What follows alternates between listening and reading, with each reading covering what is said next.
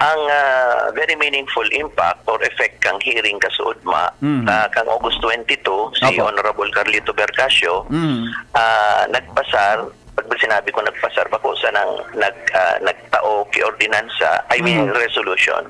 Kundi garibagang sa burutuhan nakapasar ito, it was immediately seconded by Kagawad Toto, Sergio Toto Alvarado. Na so itinao kang sangguniang bayan kang February gayud ito, interposing no objection to the application of Santa Clara Shipping Corporation for a dockyard shipyard.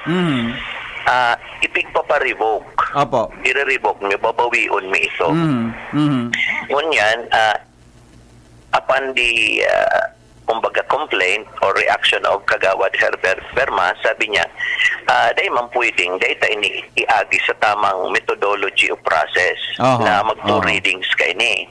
Aron kan mga nag-aaraging resolution na ordinansa.